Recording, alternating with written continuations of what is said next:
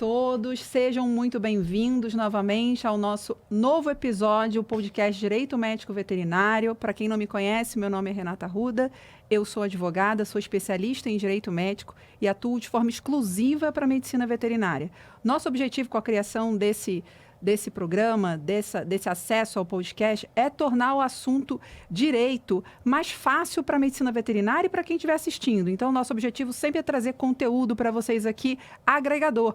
Conteúdo que vai desenvolver em você, talvez, um conhecimento que vocês nunca tenham ouvido falar na faculdade, ou algo que não tenha chegado na rotina, seja de direito mesmo, ou direito médico, ou sobre gestão, ou sobre informações de lado psicológico da medicina veterinária, assuntos diversos que a gente tem aqui o prazer de poder levar até vocês. E para isso, novamente, repito que eu parto da premissa que não faço isso sozinha.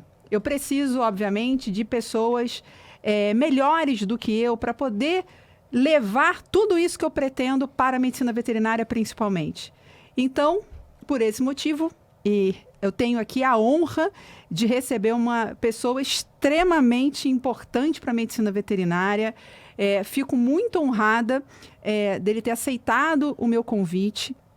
Eu vou já apresentar para vocês.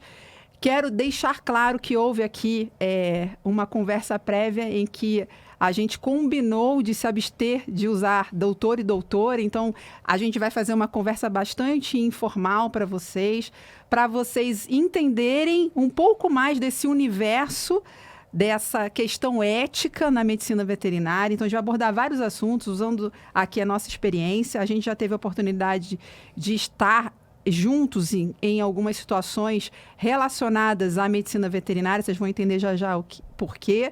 Então, vou deixar aqui o ônus da apresentação maior para ele.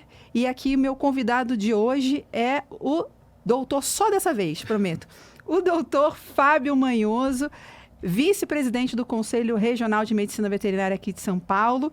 Por favor, continue a apresentação da sua história na medicina veterinária e, novamente, reforço aqui o meu agradecimento por você ter aceito na sua agenda tão atribulada. Eu sei que a rotina, como responsável lá também pelo conselho, também pela faculdade, vocês têm tantas funções no dia a dia e estar dispondo de algumas horas para estar aqui comigo é um grande privilégio. Muito obrigada, é uma enorme satisfação recebê-lo.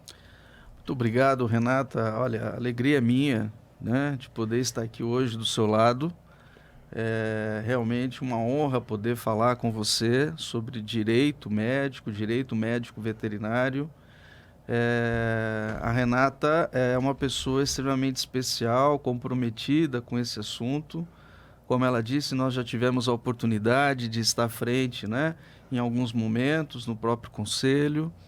E uma coisa que talvez você não saiba, que você é uma pessoa que realmente me inspirou, até quando, em alguns momentos, eu ainda aluno do curso de Direito, participei com você de algumas ações dentro do Conselho, né? Eu me formei em 2020 e já era do Conselho, né, em outras gestões, e sempre vi no Direito uma situação importante e complementar naquilo que eu resolvi fazer, que é tanto a gestão universitária quanto estar hoje na diretoria do Conselho. Então, assim, que bom. Realmente feliz. Você é uma pessoa inspiradora, uma pessoa que é realmente uma referência e tem o porquê de estar aqui comandando esse programa. Muito obrigada. Eu esqueci de mencionar que, na verdade, eu deixei esse ônus para você, que você também é advogado. Sou bacharel. Bacharel. Isso. Fez faculdade de Direito, Sim. Conhece essa realidade, né? Sim. Mas justamente, eu sou natural de Tupã, que na verdade é uma estância turística, é importante dizer, do interior de São Paulo. Que legal. Que fica ali a 70 quilômetros de Marília, de onde fui fazer o curso de medicina veterinária no século passado, 1987. E lá me formei e estou lá, então, hoje, então, há 30 anos formados, já completamos 30 anos de formados, trabalho, então, na Unimar todo esse período e hoje como coordenador do curso onde me formei. Isso me deixa muito feliz, também muito honrado e uma responsabilidade muito grande, que é hoje formar alunos onde eu me formei, profissionais, né, eu acompanho de qualidade. Suas redes sociais. E a gente tem uma preocupação muito grande com isso. E fiz minhas pós-graduações, enfim. E no sistema Conselho Federal, Conselho Regional, o meu grande mentor foi o Dr. Francisco Cavalcante, né, nosso presidente do Conselho Federal, que lá no passado me indicou para ser... Na época nós falávamos delegado regional, que é um termo meio assim, né, de delegado. As pessoas não entendem. Hoje é representante regional. Então, delegado regional, depois fui convidado para ser conselheiro suplente, 2 gestões como conselheiro efetivo, e agora, nessa gestão, a alegria de ter sido convidado pelo Dr. Odemilson Moceiro, nosso presidente, para estar ao lado dele como vice. E eu confesso, Dr. Odemilson, um grande professor, né, nessa jornada, nessa gestão que estamos fazendo aí já metade da nossa gestão e sempre aprendendo, né? Então veja que eu sempre tive o cuidado de, um termo que eu gosto muito é construção. Então assim, aprender, né? Então conselheiro suplente, depois conselheiro efetivo e aí agora como vice-presidente e presidente da Comissão de Educação. Há quanto tempo você tem mais ou menos uma ideia no conselho?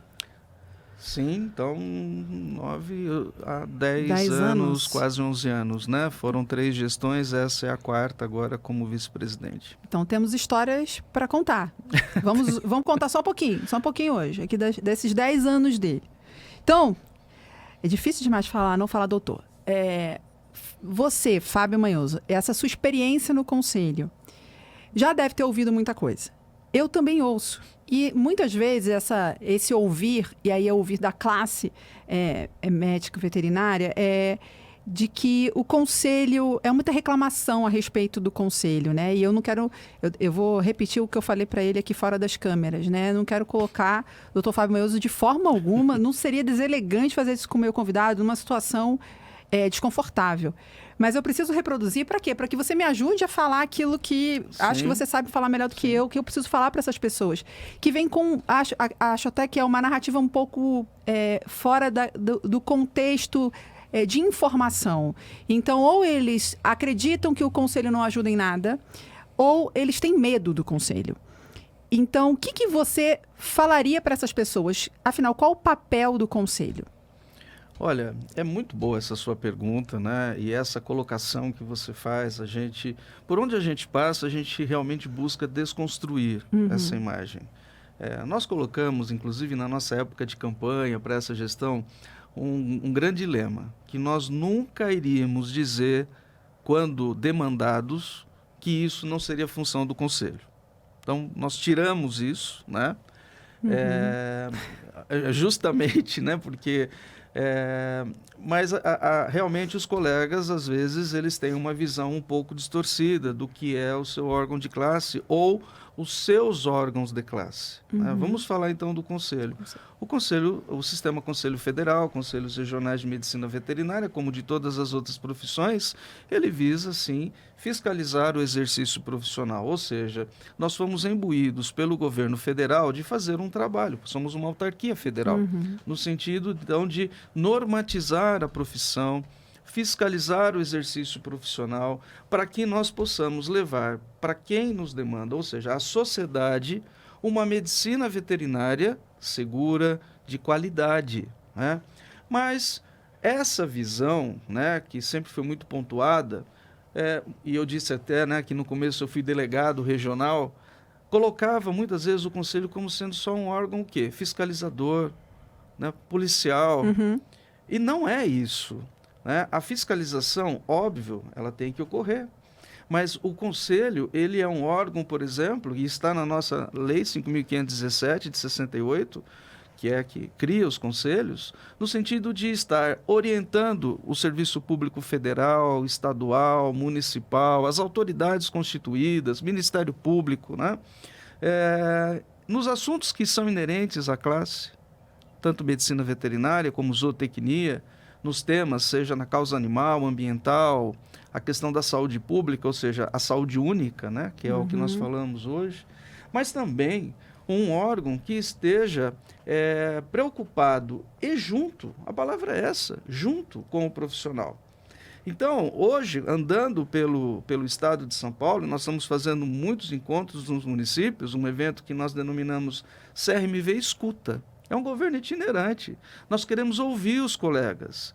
E nós já sabemos que muitas vezes, né, alguns até mais exaltados, por não conhecerem realmente a verdadeira função de um conselho de classe.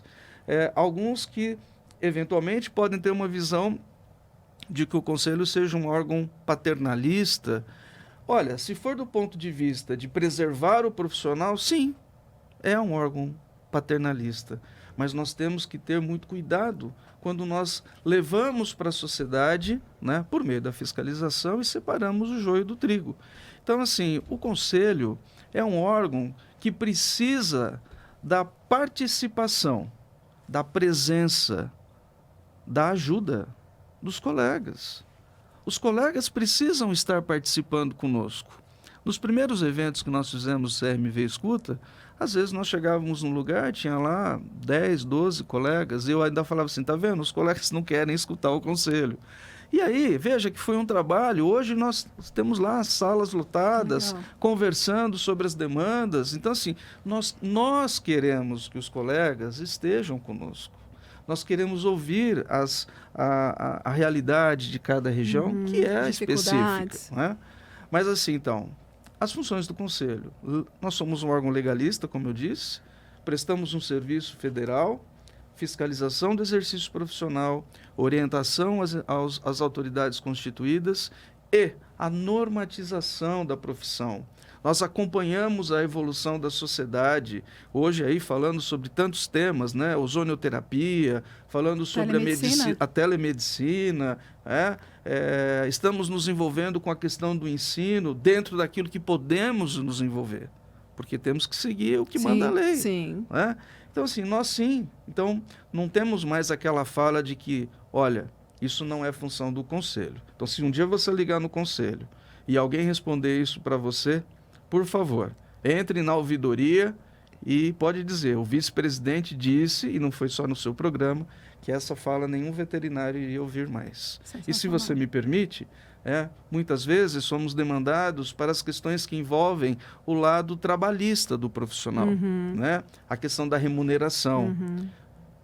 Isso é função do conselho? Sim, é a função de brigar pelo espaço do médico veterinário, principalmente concursos públicos nas prefeituras, que às vezes oferecem salários miseráveis para um profissional importante da área da saúde. O veterinário é um profissional da área da saúde. Claro que, respeitando que quando se fala nesse assunto, a entidade de classe pertinente é o sindicato dos médicos veterinários. Então, respeitando a autonomia, a autoridade do sindicato, mas sempre brigando por melhores condições. Nós não podemos nos calar, não é mesmo?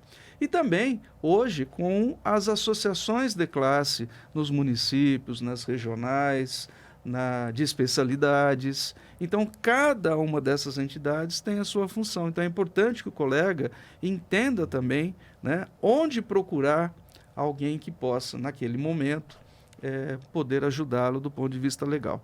Mas nós precisamos do veterinário, que você esteja conosco, que você nos ajude a construir um conselho cada vez melhor.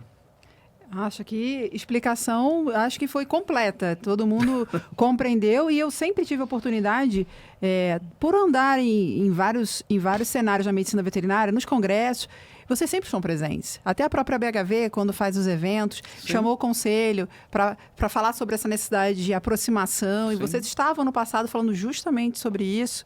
Então, acho que ficou muito claro para todo mundo. Eu acho que isso era importante para a gente iniciar. Para a gente dar continuidade aqui, é um assunto mais difícil, né? Ok. Falando de problema, falando de processos, que é a parte, logicamente, que é o viés desses nossos episódios.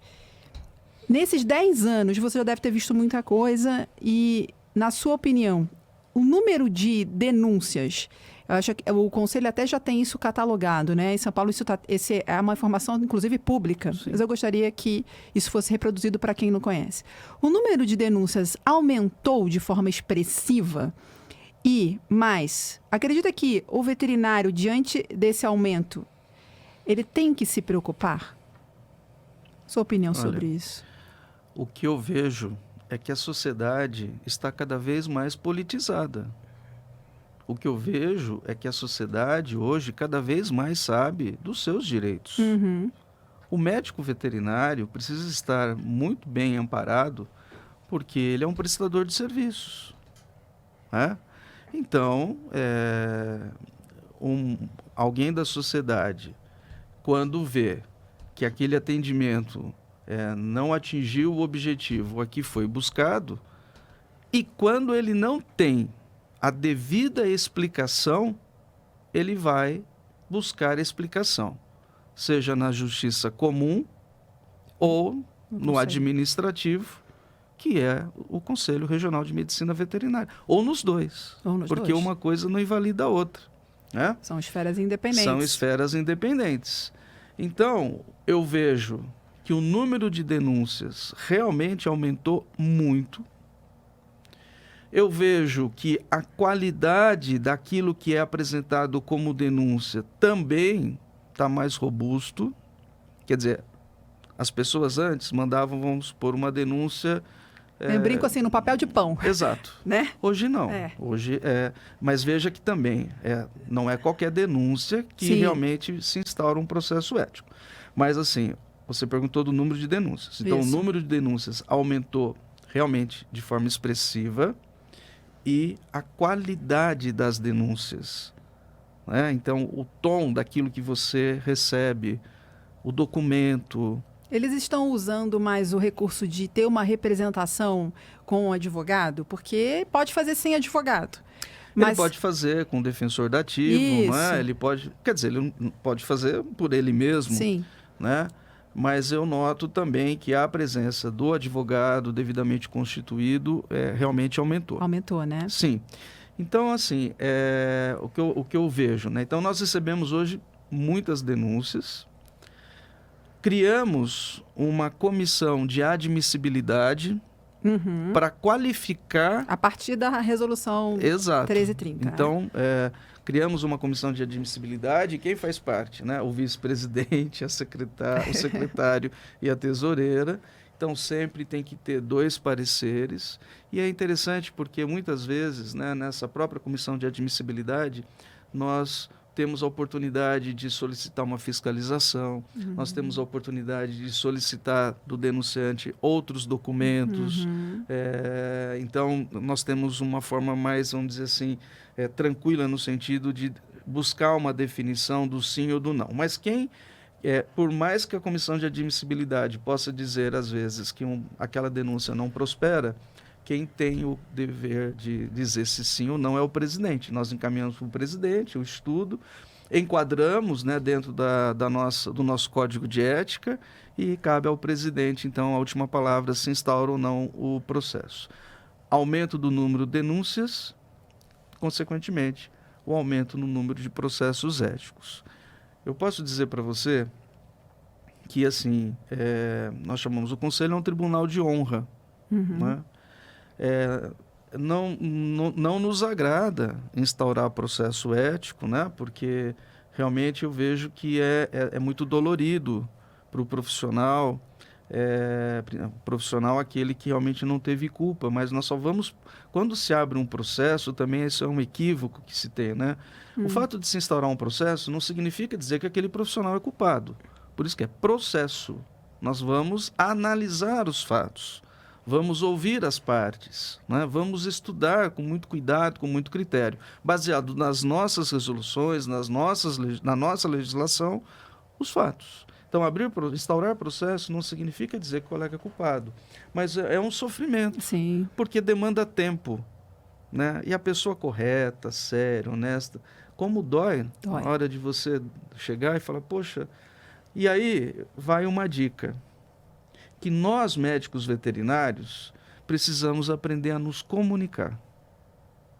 Esse comunicar não é só lá na habilidade da clínica, do hospital, da propriedade rural, mas é saber muito bem instruir para quem está nos contratando os serviços que nós estamos prestando. Muitas vezes, né, nós estamos com clientes, com tutores, que são pessoas às vezes mais humildes, ou que são de outras áreas e que não entendem daquilo que nós estamos fazendo. E às vezes temos uma infelicidade, o animal chegou numa situação muito difícil, muito crítica, esse animal pode vir a óbito. Mas mesmo nós temos que explicar para o proprietário ou para o tutor, né, de uma forma romântica para falar de proprietário, Sim. O que aconteceu. Ele não pode sair com dúvida do meu consultório, do meu hospital. Eu não posso sair de uma propriedade rural e deixar o produtor lá com dúvida. Porque como eu disse, se eu não tirar a dúvida, ele vai buscar... Isso fica muito claro, né? Em todas as denúncias. Então, né? O que eu posso te dizer, colegas, se nós soubermos nos comunicar, acreditem no que eu estou falando, 70% dos processos, das denúncias, eu vou dizer, das denúncias, não aconteceriam. É impressionante como a gente ainda não tem noção dessa questão da importância da comunicação. Mas, muitas vezes, se comunicar bem esbarra com um dever legal de informar e com um dever ético de informar. Código de Defesa do Consumidor. O Código de Defesa do Consumidor é aplicado. Então, o veterinário, muitas vezes, ele acha, e a gente já vai chegar num ponto super sensível, que é o prontuário, muitas vezes ele acha que ele tem esse direito de escolha, então eu vou falar se eu quiser. Acaba se misturando, né? Você sabe que, se você me permite, umas coisas que a gente vê, né, nas denúncias e depois que gera o processo ético, e aí no transcorrer a gente, né, ocorre principalmente na área de cirurgia de pequenos animais. Não tenha dúvida, é aí. Na verdade, a área pet, né, é difícil ver alguma coisa na área de grandes animais, mas acontece. Na questão pública, isso acontece. Na relação entre profissionais também existem processos. Mais. Exato. Está acontecendo Está mais. aparecendo mais. Está aparecendo mais. Né? Às vezes envolve uma relação trabalhista, comercial, enfim. Então ele busca o conselho também. Uhum. Mas a questão da cirurgia de pequenos animais realmente é o ponto que mais aparece. E às vezes quando nós questionamos, né, sobre exames pré-operatórios, a resposta mas o animal estava bem, eu examinei, o proprietário não tinha recurso. Meu colega, nós estudamos 5 anos, investimos 5 anos, para depois deixar a decisão na mão do leigo. Isso não pode. Não é o proprietário do animal, ou o tutor do animal, que vai dizer para o veterinário o que tem que ser feito. Se você se submeteu às limitações do seu cliente, quem correu o risco foi o veterinário. Uhum. Ele assumiu o risco. Assumiu o risco.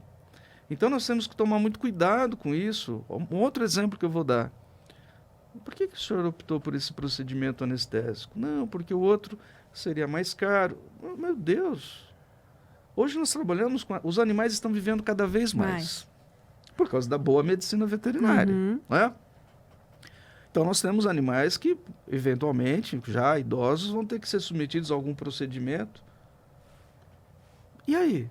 Então, o que eu vejo que muitas vezes, naquele afã de querer o cliente, de abraçar o cliente, ou até mesmo no bom sentido de resolver o problema, o veterinário se submete.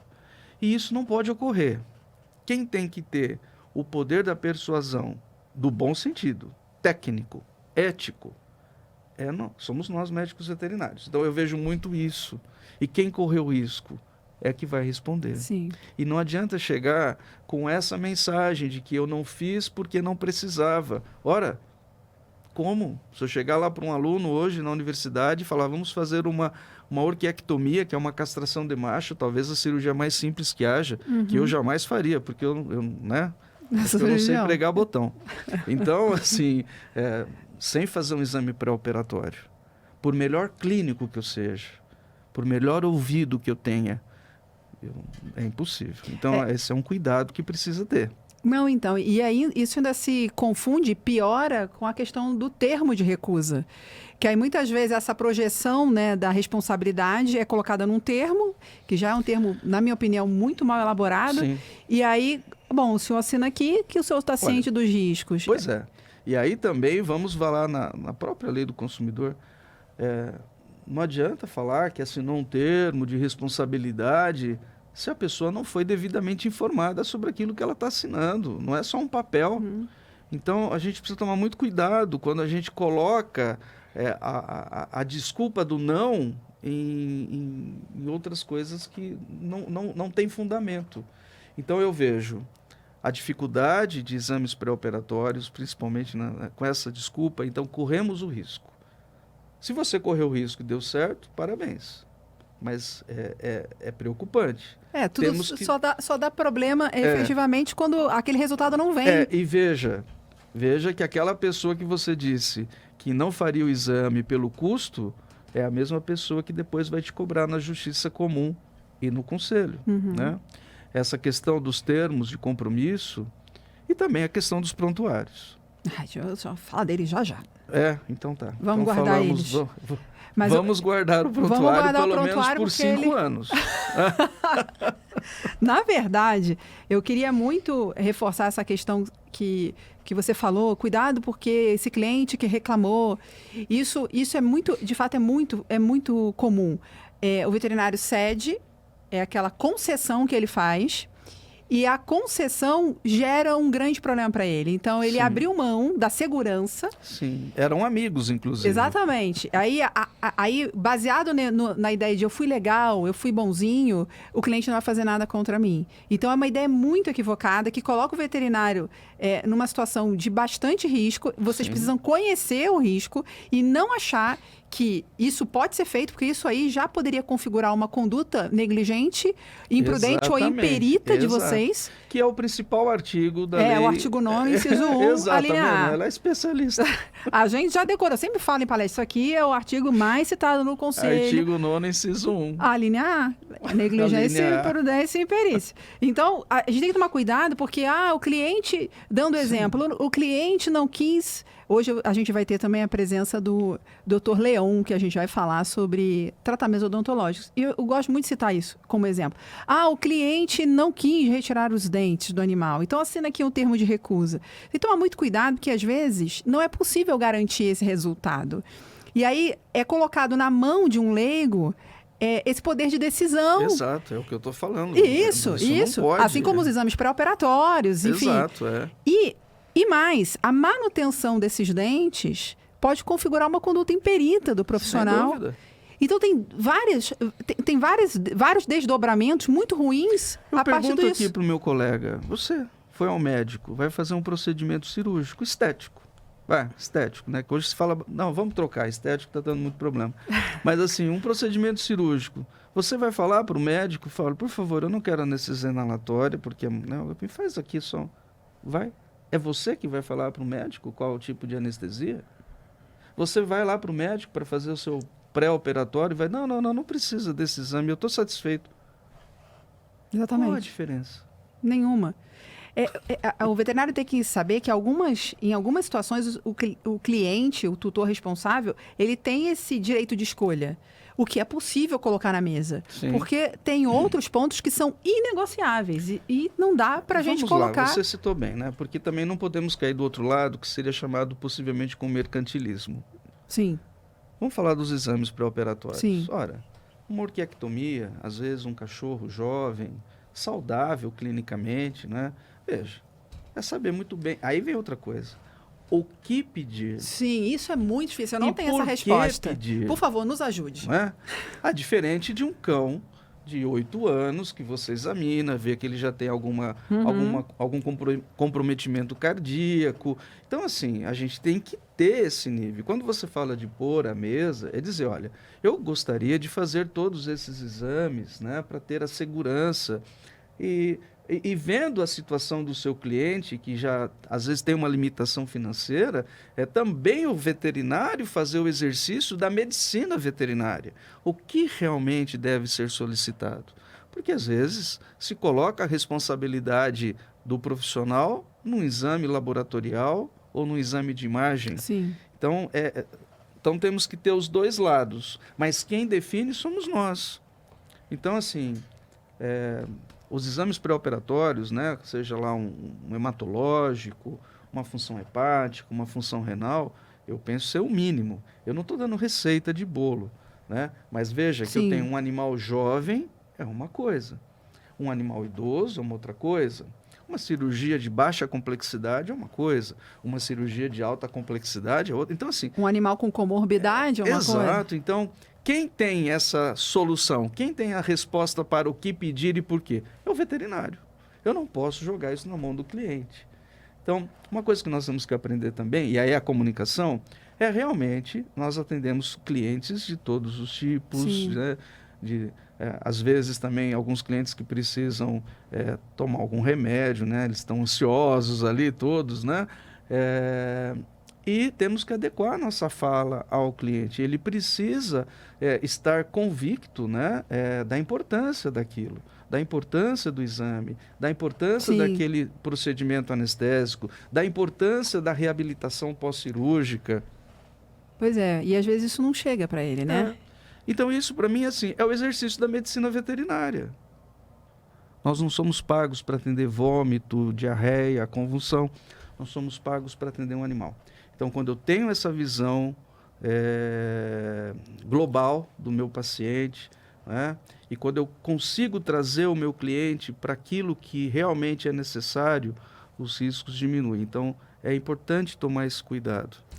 E dentro desse atendimento e do que a gente vê de problema, como que a gente argumenta quando eu ouço histórias como: Renata, eu só tenho 15 minutos para fazer uma consulta, não dá para anotar nada no prontuário. Isso ainda existe. E acredito até que muito. 15 minutos. 15 minutos de consulta. Então, sem contar no desfecho técnico disso, avaliando o posicionamento de prontuário não é importante, o prontuário eu vou deixar para lá. O que você, olha de novo a liberdade de chamar de você, o que você vê ainda sobre prontuário defeituoso, inadequado ou inexistente na sua rotina de processos éticos? E depois na sua rotina do que você vê por aí, porque o que eu encontro de pessoas que mencionam: Renata, prontuário, quando a gente vai ver, nem tem, ninguém anotou nada. O que eu ouço muito: atendimento domiciliar? Não tem prontuário. Não é porque é em domicílio que não tem que ter prontuário. Ou então era uma emergência. Então, não anotei porque era uma emergência. É difícil, mas a gente tenta levar isso, né, sob o viés do problema. Não tem escusa para não elaborar prontuário. Então, tem que elaborar prontuário de maneira obrigatória, não é uma liberalidade. E aí eu queria que você demonstrasse aqui, aproveitando esse canal informal, qual a consequência no processo ético. O que vocês buscam? O que você consegue ver? Como é que estão esses prontuários hoje? Às vezes, que prontuário? Então. Olha, o prontuário, ele é um documento. Importante isso. O prontuário é um documento que pode... como é que é? Que pode, então, mostrar a inocência do profissional, ou às vezes... né, a prova que precisava. Da culpa. Mas assim, o prontuário não é do veterinário. O prontuário não é do hospital. O prontuário é do tutor. Uhum. O proprietário do animal é o proprietário do prontuário. Então, assim, como seria bom se todos nós tivéssemos estabelecido... Nós temos modelos de prontuários. Está lá no nosso manual de responsabilidade técnica, tem lá modelo de termos, está tudo público, está tudo na nossa plataforma, no site do que está lá. Né? Então, assim, o prontuário é um documento. É claro que numa emergência, naquele momento da correria, né, não dá para assumir a chupacana. Mas, assim, não pode usar desse argumento para não ter o prontuário. E uma das coisas que a gente mais vê, né, nos processos éticos, porque nós sempre pedimos para anexarem o prontuário. E aí... sempre perdem. Agora, com a tecnologia, a palavra é essa. Perdeu o sistema. Mas que sistema? Faça a mão. Você sabe que na faculdade a gente mantém o prontuário físico. Uhum. Justamente porque o aluno tem que escrever. Porque esse é um outro problema do veterinário. Escrever. Legível. Assim como é para o médico, não é? Existe uma resolução para isso, que tem que ser o quê? Inclusive é infração ética. É infração ética. Então, assim, precisa ter um prontuário. Um prontuário não pode ser um rascunho, não pode ser num papel de pão, não pode ser naquela cadernetinha, mas às vezes se tiver cadernetinha ainda tá bom, mas que tenha a informação. Né? Veja, que você consegue mostrar pelo prontuário a evolução da doença, a evolução da vida daquele paciente, naquele momento de emergência, o monitoramento que houve, o procedimento cirúrgico, o procedimento anestésico, quem eram os envolvidos, quem foi o cirurgião, quem foi o anestesista, quem foi o clínico. Que horas começou? Que horas começou? Que horas terminou? Que isso é muito frequente, o cliente busca isso. Então, assim, sabe, assim, é um documento. Colegas, o prontuário é um documento, não é um papel a mais. E lembrem-se, é um documento que não é seu. Sim. É sua obrigação preenchê-lo. Direito. E lembrando que, quando solicitado do prontuário, nós temos que entregar imediatamente para o tutor. Vocês ouviram, né? Imediatamente é o que está lá na resolução 1321. É o que está lá. Então, às vezes, ele está manuscrito, claro, vamos lá, vamos digitalizar, enfim. Mas, assim, é diferente um prontuário de um relatório. Sim. Né? Então, assim, pode ser que o cliente pediu um relatório. Pode ser que o cliente pediu um prontuário. Pode ser que o cliente pediu um atestado. Sim, são diferentes. Totalmente diferentes. Mas, né, para encerrar o assunto, é um documento. Tem um prontuário. E nós temos que manter arquivado esse nosso prontuário por no mínimo 5 anos. Diferente da medicina, 10 anos.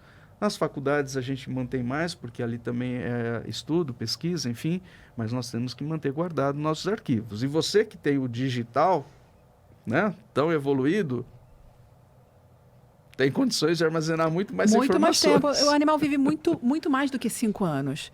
Gente, nós estamos vendo os animais vivendo 17, 18 anos, que bom. Exatamente. Porque nós estamos vivendo mais pela qualidade de vida que estamos, né, nos dando, e a mesma coisa para os animais. Parabéns à medicina veterinária. Ainda bem. Ainda bem que hoje a gente tem tutores mais preocupados, obviamente mais críticos, mais exigentes. A gente não pode abrir mão de algo que é uma cadeia. E é obrigatório. Então, buscar isso, né? Buscar um bom sistema, né? Sistemas que não permitam edição, porque ainda é comum ter gente que acha que, poxa, que bom que o meu posso editar, e aí fala isso como se fosse um trunfo. Então é muito ruim, a gente ainda está caminhando no cenário de entender a importância de ser um documento que seja íntegro, que tenha tempestividade, autenticidade. Olha que interessante, né, Renata? Estamos falando de evolução, Sim, de direitos. E estamos num programa falando de direito médico veterinário. Hoje, com advogados, né, se envolvendo nesse ramo. O meu TCC, o meu TCC na Faculdade de Direito foi justamente voltado a isso. Lógico. Né? Ou seja, o olhar do tutor com o direito desse tutor. Né? Onde buscar esse direito? De que forma buscar esse direito? Né? E eles me procuram muito, porque eles não sabem. Na minha banca, até convidei o Fausto, que era na época o nosso advogado excelente. Do conselho, até para mostrar para os meus professores que na medicina veterinária nós estamos também aqui em cima. A sociedade acompanha e nós temos que acompanhar. Eu vejo, às vezes, o veterinário falando, não, eu fiz veterinário porque eu não quero mexer. Bom, primeiro com gente, e aí ele errou a profissão. Desculpa, errou a profissão. Eu vou fazer... Não, eu não gosto de legislação. Meu amigo, é o mínimo. Você tem que acompanhar. O conselho fala com você por meio das resoluções. Nós normatizamos o exercício profissional por meio das resoluções. Às vezes eu vejo colegas fazendo cobranças para o conselho e a resolução já foi publicada há muito tempo pelo federal. Então, assim, nós temos que ter um acompanhamento, por mais avesso que somos, né? A legislação também acompanhar isso, para que a gente possa se inteirar daquilo que nós podemos e não podemos fazer. Exatamente. É uma evolução. Faz parte desse profissional. Não dá para andar divorciado desse conhecimento. Não tem como. E fora que, o que é importante, que eu sempre falo isso, né, no final de todas as palestras, conhecer tudo isso e aplicar só traz benefício. Não é apenas um cumprimento de uma etapa burocrática. Isso traz vantagem na assistência que vocês prestam e percepção de valor do cliente. Então, um cliente bem informado, com documentos materializando isso, com informação clara, é óbvio que a percepção de valor para aquele atendimento vai ser outra, né? Ele então, vai ficar feliz em pagar bem. É lógico. Então, eu sempre busco isso também. O veterinário gosta muito de falar, a gente precisa de valorização, ninguém valoriza a gente. Tem que começar fazendo a nossa parte. Olha, eu também ouço muito isso. Mas quem primeiro precisa se valorizar é o médico veterinário. E ele vai se valorizar pela sua conduta, pela sua postura, pelo seu agir, pelo seu falar, pela sua tomada de decisões, né? Seja não só no âmbito da sua clínica, mas da sua cidade, do seu envolvimento com a sociedade. Nós não podemos delegar isso somente ao conselho ou às associações de classe. Cada veterinário é responsável, né, pela sua imagem, mas pela imagem da profissão. Eu não consigo dissociar a imagem do cidadão, do veterinário do cidadão veterinário. Ele é veterinário sempre. Né? Então, assim, essa valorização é de nós. Né? Então, assim, não dá para ver um veterinário no domingo de manhã de bermuda e chinelo lavando a frente da clínica dele com uma vassoura. Então, assim, você vê isso no médico. Vamos comparar sempre. Sim. Porque somos médicos, né? Então nós temos que nos valorizar. Então quando nós buscamos que a sociedade nos valorize, né? Que a sociedade nos conheça, porque a sociedade, quando falamos do médico veterinário, Renata, vê como sendo um médico de cão e gato. Sim. E nós somos tão mais que isso. Somos profissionais da saúde. E desde 1998, a nossa classificação da profissão, profissionais da saúde, o envolvimento do veterinário com a saúde das pessoas. E eu faço saúde pública na clínica. Quando eu estou frente às zoonoses, leptospirose, a questão da leishmaniose, tão demandada, né? Já há tempo, né? E estamos aí buscando sempre recursos para amenizar essa situação, mas assim, à frente, mais do que a questão animal, está a questão da saúde das pessoas. E às vezes, num descuido, eu posso, inclusive, num descuido no atendimento animal, eu posso, inclusive, às vezes, atingir a saúde das pessoas. Sem dúvida nenhuma. Então é importante isso. Agora, nesse desfecho do processo ético, além do desconhecimento a respeito do que é aquela notificação que chega na casa do veterinário ou no trabalho do veterinário, eles não sabem exatamente como que funciona, é por isso que é importante a gente ilustrar isso para eles. Ele passando pelo trâmite do processo ético, quais são as penalidades? Obviamente que eu sei, né, gente, isso, mas eu gostaria que ele mostrasse para vocês, porque muitos veterinários ficam com medo de, eu posso ser preso, então confunde a esfera penal com a esfera ética, ou o outro medo muito frequente, eu posso perder a minha carteira? É assim que vem a pergunta. Isso pode acontecer? E que tipo de penalidade eles estão suscetíveis diante de um processo ético e qual é a mais frequente? Olha, eu vou dizer para você que 50% dos processos éticos instaurados são arquivados. Arquivados por quê? Porque a denúncia não procedeu, né? Mas em termos de penalidades, nós temos que começa pela advertência confidencial. Vamos pensar que seria assim, um puxãozinho de orelha, Sim. né?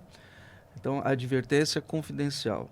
Depois, censura confidencial. Deve ser um puxão nas duas orelhas. Tá, um pouquinho mais grave. Censura confidencial. Depois vem a censura pública. No caso da censura pública, o termo está falando. Por que pública? Porque a sociedade vai ter a informação de que aquele profissional cometeu aquela infração. E aonde é publicado? É publicado, se é uma cidade que tem, por exemplo, uma imprensa, né, um jornal, é publicado nesse jornal, mas também na própria mídia do Conselho e no informativo do Conselho. Tá. Então, é pública. Depois nós temos a suspensão do exercício profissional, que pode ser por até 90 dias. Então, pode pegar uma suspensão de 30, 45, 60, mas até 90 dias. E, por último, a cassação do exercício profissional. todas essas penalidades acrescidas ou não de multa. A multa, ela varia ali de 900 a acho que 6 mil reais, se eu não me engano. Mas depende da graduação da penalidade, né? Então, o que a gente mais vê em termos de penalidade é a censura confidencial, né?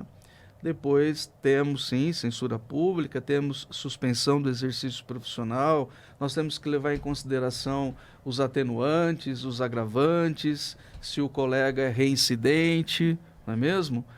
Qual foi o resultado daquela infração, quer dizer, o animal ficou paraplégico, o animal morreu, então assim, você tem que, sempre essa dosimetria, tá. não é? Mas essas são as penalidades que estão tanto na Lei 5.517 como também no Código de Ética. Em 10 anos, quantas cassações você viu? Não, em 10 anos nenhuma. Nunca. É muito raro, né? Mas assim, eu noto que nós temos que tomar cuidado. Lógico, até porque, pelas assim, reincidências. A suspensão do exercício profissional porque assim, nós temos que ter muito critério, não é fácil julgar. Não tenho dúvida, não tenho dúvida. Porque assim, você está mexendo com duas questões. Sim. A sociedade que demandou e um colega. Sim. O respeito com o colega. Então, é por isso que um processo ético, quando instaurado, e ele recebe, então, primeiro um instrutor que vai analisar as denúncias, vai dar a defesa, então, a plena defesa, né? E também vai fazer a sessão de instrução, que é um momento onde nós conversamos com as partes. E que essas partes, inclusive, podem levar as suas testemunhas, que é muito importante. Nós temos provas documentais, provas testemunhais. Sim. Então, também, né? Então, há toda uma preparação para aí sim passar depois para um relator que vai analisar todas as peças do processo e emitir o seu voto dentro da sessão de julgamento. E os colegas que recebem esse relatório antes, né, já leram para chegar na sessão de julgamento, eles podem convergir ou divergir do voto do relator.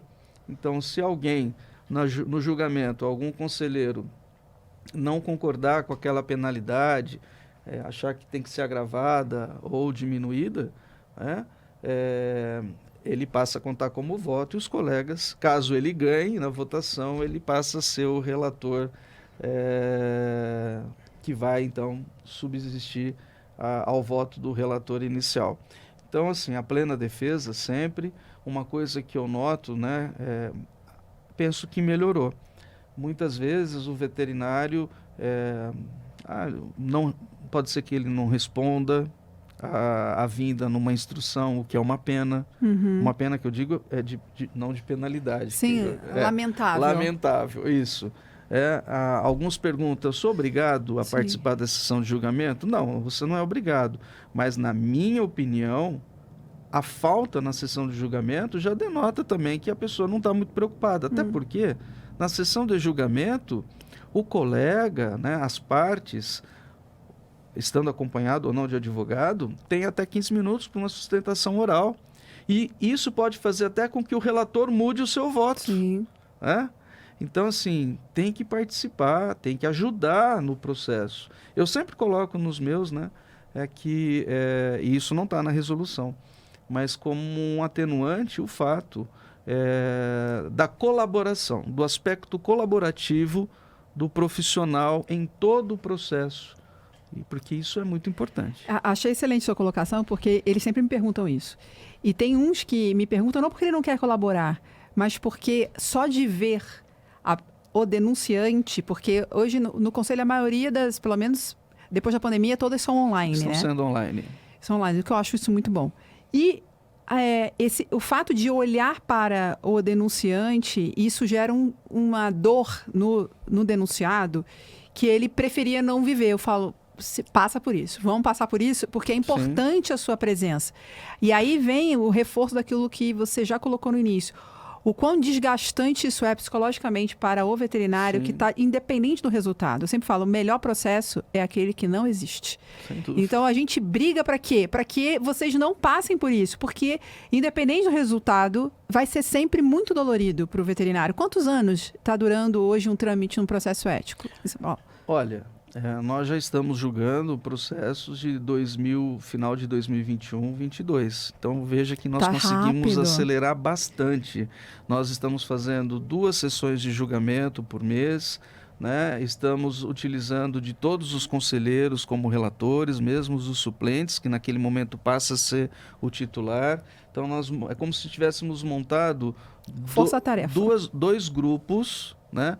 Para que pudéssemos então agilizar, justamente por isso que nós estamos falando, né? Esse esperar desgastante, principalmente quando se sabe abertamente que não é culpado, Exatamente. enfim, ou mesmo como culpado, mesmo como não culpado é justo, é difícil. é difícil. Então, assim, todo mundo quer tirar isso da cabeça, né?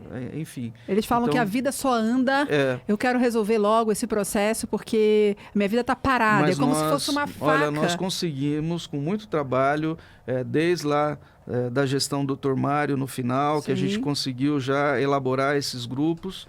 Então... tem sido mais rápido, de fato. Sim, sim. Mas, de qualquer forma, ainda é um trâmite bem denso, né? Tem várias etapas e acaba sendo dolorido para o veterinário. E aí as partes, né? Que muitas vezes movimentam o processo, pedem juntada e não sei o quê. E acaba demorando, né? Não posso participar da sessão de instrução porque não sei o quê, a outra não pode. Então, isso pode acontecer também. Lembrando que cada conselho funciona de um jeito, né? Então, em São Paulo é de um jeito, no Rio é de outro jeito. Então, é só para vocês entenderem que cada estado tem o seu funcionamento, né? Se você pudesse resumir para a gente fechar, quais são os problemas mais comuns que acabam... você já mencionou os 70% lá do relacionamento, mas se a gente pudesse esmiuçar, na área de cirurgia, a gente tem isso, quais são os problemas, ou então, se você já quiser dar a solução, o que ele pode fazer para evitar ser processado e, aí depois do processo, ser condenado?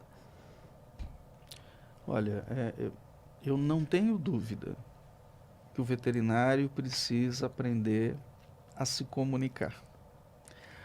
Nós temos que saber muito bem hoje, veja, a sociedade evoluiu muito rápido.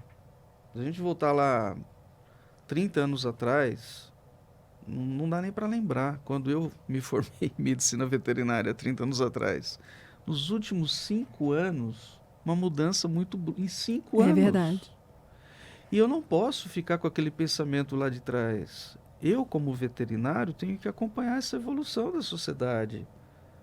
Então, assim, acompanhar essa evolução da sociedade e saber me impor como profissional e me comunicar.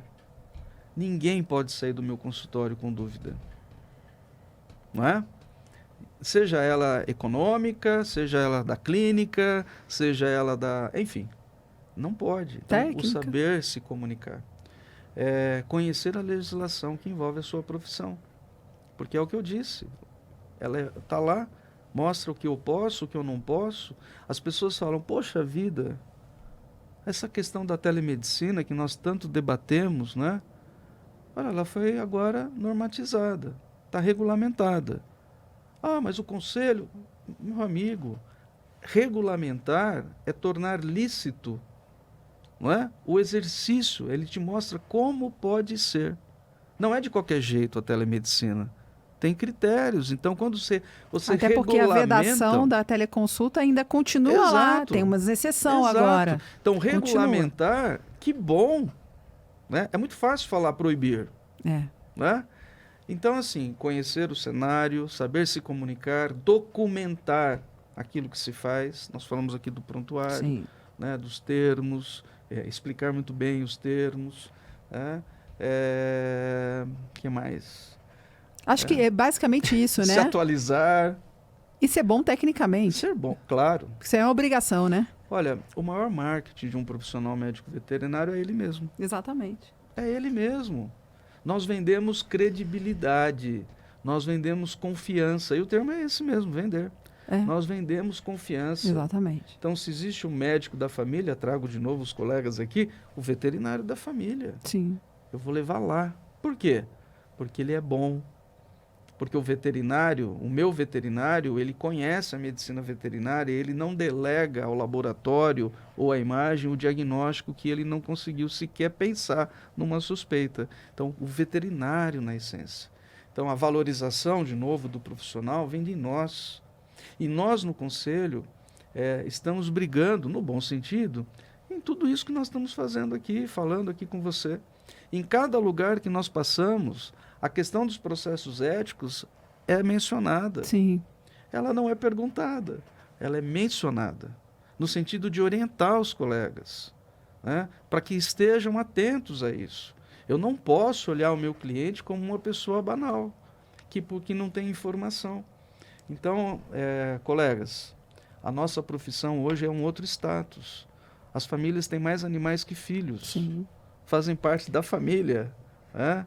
E nós somos profissionais que vamos estar em todos os momentos com esses animais, até mesmo frente a situações que para nós é muito cara, que é a eutanásia.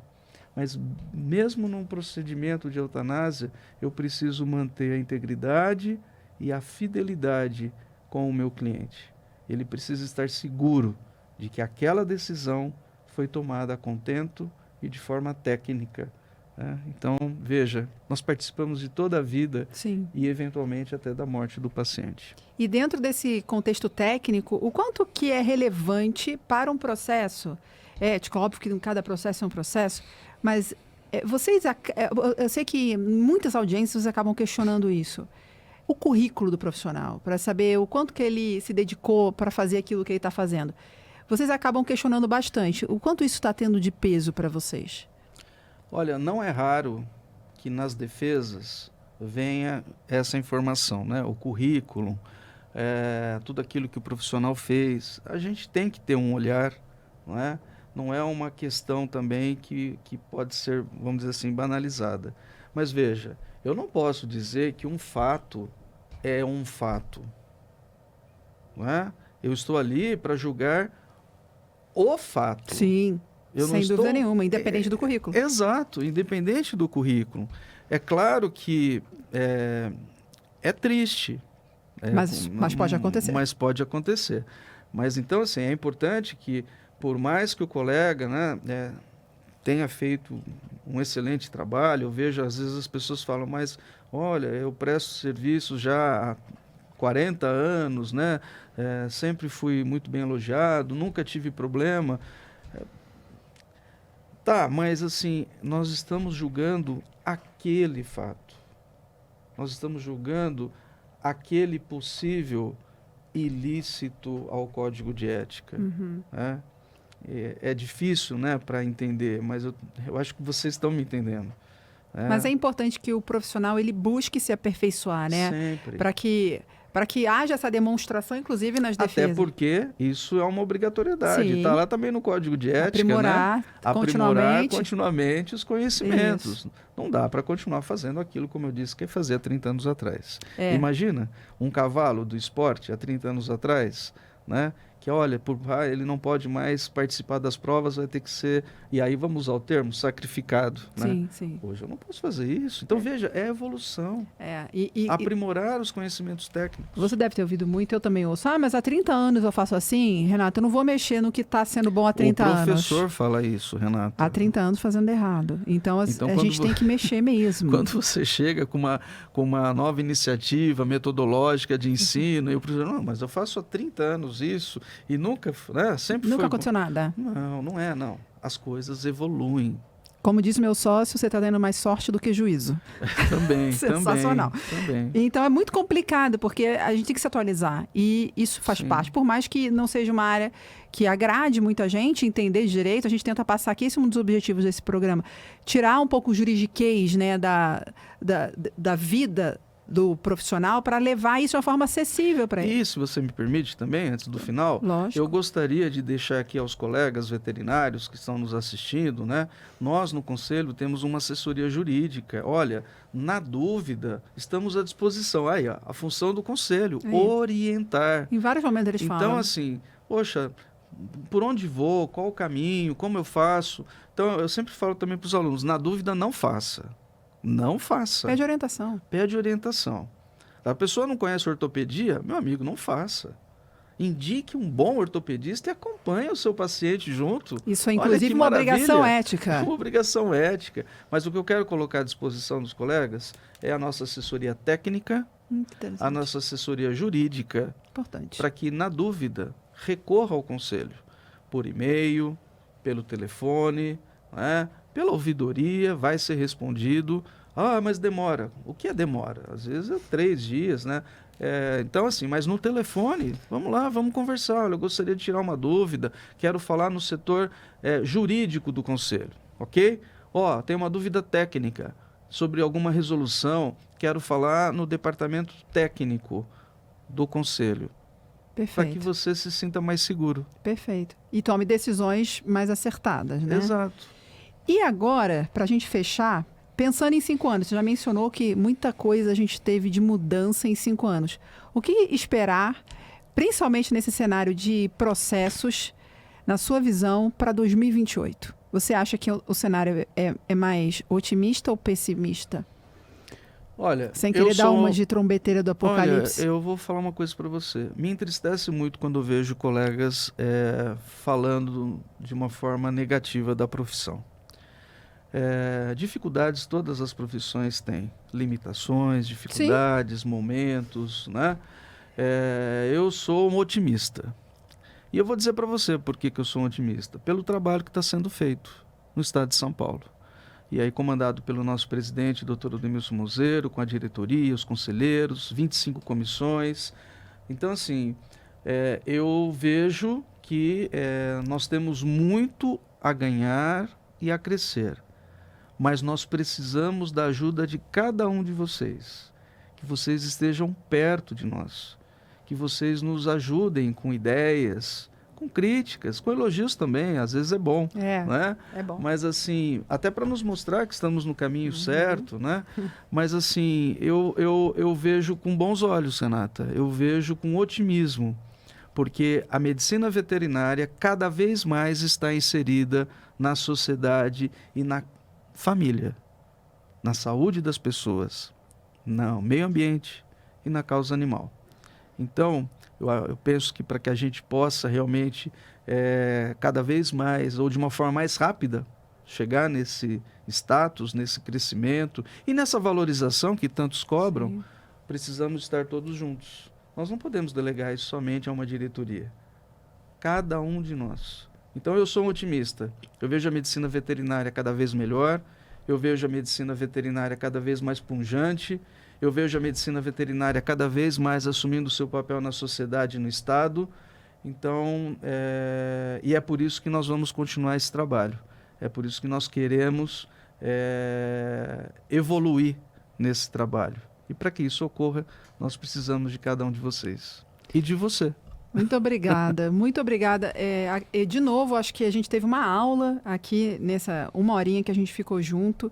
É importante demais que a gente tenha essa percepção do conselho, não só como órgão fiscalizador, mas para a gente entender como que funciona na prática. Então, quero novamente reforçar meus agradecimentos. Eu que agradeço, pelo Renata. seu tempo. Você falou que vocês precisam de elogio, então já começa o meu elogio aqui pela sua didática, pela forma simples que você tem de se expressar, de novo, você, né? Sim. E ficam aqui minhas portas abertas para que a gente venha discutir outros temas. Me coloco totalmente à disposição se você precisar vincular qualquer outra informação. Muito obrigado. Não só para o doutor, como para todo o conselho. E você é muito bem-vindo novamente aqui. Muito obrigada pela sua presença e espero que vocês tenham gostado desse nosso encontro, desse nosso bate-papo. E vocês são meus convidados para o nosso próximo episódio. Fiquem com a gente. Muito obrigada, gente.